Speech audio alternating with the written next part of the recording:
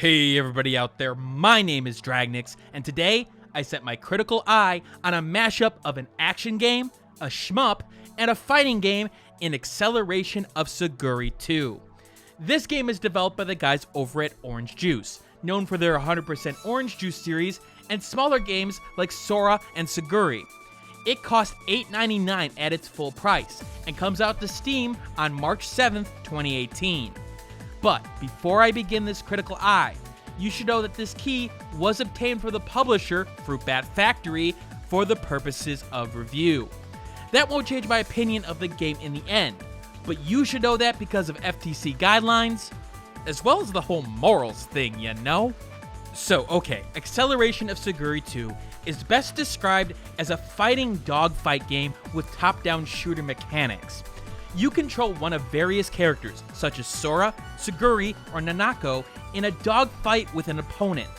Each character has a relatively unique moveset, but they all start with two basic attack buttons, each with their own energy bar that recharges relatively quickly. One is usually a more focused attack that deals more with aiming, while the other will take up more area of the screen, but will do less damage in the process. That second one is usually a projectile and can actually be destroyed with the right amount of damage to it. On the other hand, the first one, you basically have to dodge. Those attacks can also be charged as well, at least with some of them. But again, that's on a character per character basis. In addition, attacks may have variety depending on if you're using the directional button on them or not. You can control characters in 360 degrees, but the dash is the most important thing movement-wise to note here, and its connection to the heat meter. You'll need the dash to get around obstacles at times, getting out of the way of large barrages or super attacks. But using it ups your heat meter, and you have to be very careful if it goes over 100% heat. Now, you may think that over 100% heat, you may not be able to attack, something like a stamina meter, but you'd actually be wrong. You can still attack here, but you start to feel every bullet that lands on you a lot more. Sure, if you're a dodging god, you can get up to 300% heat and not feel any after effects, but one landed combo by your opponent could take an entire bar down of health of yours if it hits. Let me be specific. At 300% heat, if you hit, that bullet will do 300% more damage in terms of what its base damage was. So, if you get hit by a huge combo, you could have an entire health bar fade away. And with only 3 main health bars, if you're reckless, you could lose the battle very, very quickly. I like the heat mechanics somewhat here, as it does do a good job of helping to balance more defensive characters over aggressive characters, while still allowing offensive characters to succeed if they pull off dodging and timely attacks. See, one of my biggest complaints when it comes to fighting games lately is that characters who are less aggressive or focus more on zoning usually seem to be a lot worse. And at the core of Acceleration of Suguri 2, you have a fighting game and its basic mechanics.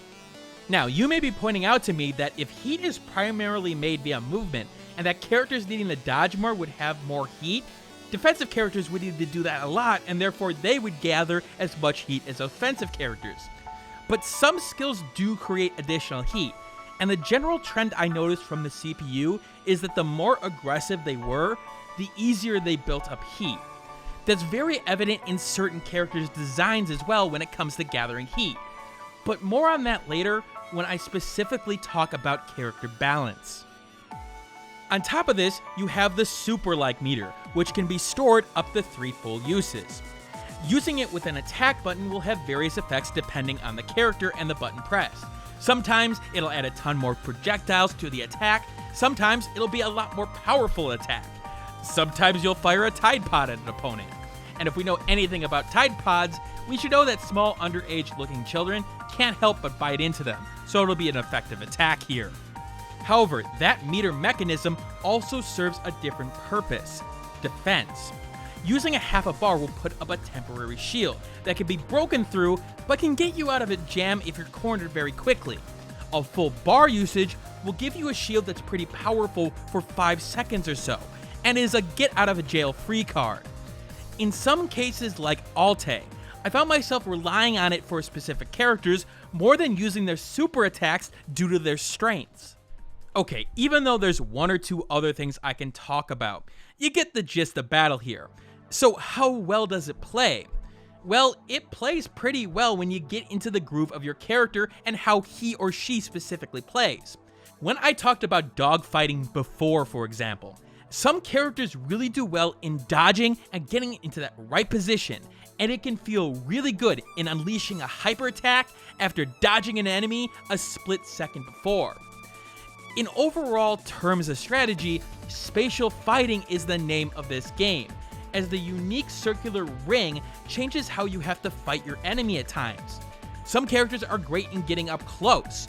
Some want their enemies along the outer shell to bounce projectiles off the ring and hit them. And several characters do well in zoning characters into big traps. In fact, almost too well. Part of the reason that you don't see a lot of fighting game coverage on this channel is simple. In order to really get an understanding of balance, which I think is key when it comes to fighting like games, you gotta play a lot of hours. Like a tremendous amount. For an in-depth reviewer like me, that's a nightmare of a task. And even though there's some simplification of some elements here, there's obviously going to be advanced techniques that can be deployed to get huge combos or timing or anything like that. So yeah, I could see that being a problem if I really need to talk about the balance of this game, which I do. Let me take an example here. Some characters in the game are definitely more zoning-like characters, removing paths of escaping and moving you to be locked in, even in the circular-like nature of the map. Each character have their strengths, it seems, but I admit, after the time I put into the game, some characters seem to have a lot more upside than others. This is despite taking different playstyles into account. I found characters with a lot of projectiles, in particular a lot of laser projectiles, to be really hard to deal with in certain cases. The thing is that there's so much on the screen, if you run into it, you do stop for a second and take some damage, which allows for the bigger damage to come at you and just annihilate you. Tish is the prime example that I use here. You can put so many projectiles on the screen, and those boulders, they do a ton of damage, to the point where you may not exactly have anywhere to go. You can keep a reasonable attack rate up, and I do wonder, what exactly is Tish's weakness? Well, it's getting up close, and there's really only one or two characters that really excel at that point, and she has the speed to get away. Like, I know I play a more defensive playstyle overall, but characters like Tish, I had a lot easier time in most battles than others. In fact, to the point where I was really questioning the balance of Tish. She seems to be overpowered with her huge boulders and the ability to fill up the screen with these little bullets. Sometimes they just didn't seem to have the path to be able to go and get through it without running into a huge boulder. Was that me being effective? Was I doing my job correctly? I don't know. Now, I do have to point out that some characters and their individual matchups can be completely one-sided in this case, and more than a sort of rock, paper, scissors matchup of advantage. More like the character doesn't really even stand a chance due to their weaknesses being that evident against a certain type of character. There's 3 or so matchups like this in the game, to the point where I was playing arcade or story mode and ran into one of these, I just stopped. I didn't want to go through with it. It may sound like I have a problem with this game and its gameplay due to possible balance issues, but that's the thing, I don't necessarily. It's just that when this game is doing its best, it's not when you're completely annihilating the CPU, having combos going up to 57 hit combos, or even having a small advantage against them. Now, you may think that this is normal behavior out of a game that's got fighting game in its blood, but it's when the battle feels like you have a good old-fashioned tug-of-war with your opponent and that you're on an even playing field. Tension can get high in this game because you can get a good 15 to 20 seconds at times with no one taking damage, but then one false move can all of a sudden lead into a half bar worth of damage. In fact, when you drop your guard for a second, your opponent can punish you a lot. And you can't just hit buttons and hope for the best in this game. You can't button mash your way through it. You have to think about how you gotta get out of that situation, because your opponent can keep a combo going, at least to the point where you're good taking off a whole bar worth of health. After that, it does sort of give you a little bit of reprieve. To that note, however, I do want to mention one thing to the developer that could help this though. Because frankly, it happened way too often when it came to me losing health after I mastered a character, and losing health in a way that didn't feel balanced per se.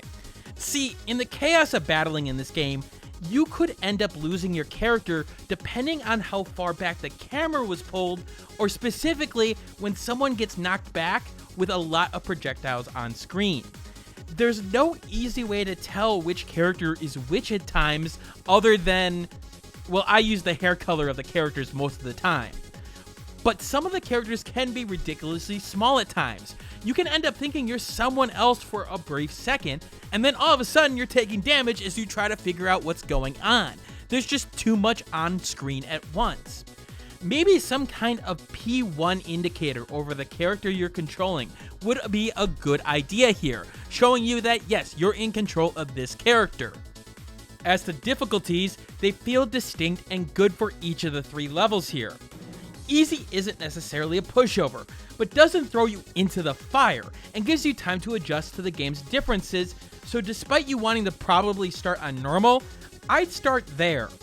Normal is good after an hour or two once you've got the basics down, and you can start getting into more intense battles, as the CPU will be more aggressive and strategic and force you to start really thinking at times. Hard is a challenge, and you really can't find a way to cheese the CPU here. You really gotta beat them fair and square. A good selection of difficulties overall. Character variety is a strength too. Even though you have 1 or 2 characters that feel a little bit too similar to each other, the starting 8 or 9 and some of the unlockable characters start to really diverge from them. There's mega zoning characters versus characters that really want to get into your face versus characters that want to mess with you that make you waste energy attacking them at the wrong time. I have my favorites such as Tish and Sham, but you can find ones that work for the way you want to play, and you'll master them, and then you'll challenge your friends online. In addition, I do want to give a mention that when it comes to recovery in this game, I like it a lot more than other games in the genre like this. When you get into a funk in a fighting game, I find it really hard to break out in a particular match. You get so far behind, and you just can't get into a groove. The breaks here when a super hits feels like it gives you a good amount of time to recover, and it really helps in selling the action overall, because you feel like you need some time to recover, and you can get back to dealing the damage that you need to give. Now, when it comes to the controls, you have enough control of the character, so there's no problems in terms of lag or in terms of some kind of control difficulty. But I'm going to be honest here. Go with a controller instead of a keyboard and mouse. Now, it's not that you get a huge benefit by choosing one over the other.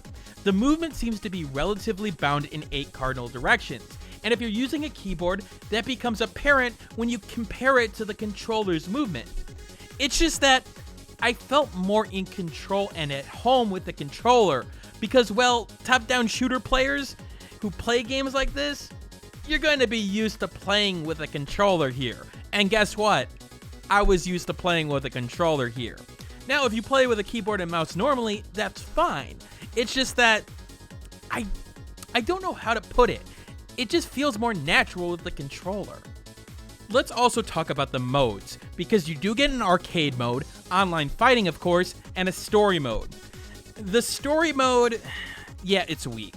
Look, with the fighting game type format presented here, I didn't expect a lot out of it, but it's almost a little bit misleading to say the least. You get some story elements at the start and towards the end of the run, but in the middle of the story mode, you get absolutely nothing other than go and fight. It's also really hard to follow if you haven't played past games in the series such as Sora, as you won't know about most of what the characters are referencing and what exactly is going on. Overall, it needed a bit more oomph, and I just played the arcade mode when I really wanted to play the game. Now, I did not play the online, so I can't tell you about that experience as much. When I did try to search for people, there weren't a lot of people playing because, well, the game hadn't released yet. I will update the description with a little bit more information about the online experience when the game comes out. I have no reason to believe that there will be problems here, but I will try to keep you guys up to date. I also wish that there was an actual in-game tutorial as opposed to just the screen teaching you all the information. It's really hard to get into a game when you've got to read a ton of text before trying to play on normal difficulty. Overall, the big sell here is the price point. For $9, you get a solid dogfighting type game that you can spend a lot of hours in if you really want to. And I think over time, you will see some of the balance changes with more input from players in the community as they start to master these characters. This is definitely worth the price of admission for the sheer trapeze act of pulling off a victory in a close battle. And hell, you get an extra character at 100% orange juice too. Sure, it could use some buffs in the story department, but frankly, you're not buying it for the story anyway. Here's my advice. Find a couple of friends who are willing to take a look at the game, buy the game, and play a few rounds to see what I mean. If you don't like it, then so be it, refund the game. But the time commitment here is definitely worth it, because frankly, it's a fun experience at its core, especially with the right kind of competitive people. Anyway, if you have any specific questions, leave them in the comment section below. And even though this video is a little bit different format of the Critical Eye, I'm always taking feedback, so leave that in the comment section below. Coming up next to the channel most likely, the top 15 story games of 2017. Yes, I'm still working on it. I've hammered out the list, now I just gotta write it and do it. Hope for that by Monday or Tuesday of next week. Anyway, this is Dragnix signing out, and as always, keep on gaming.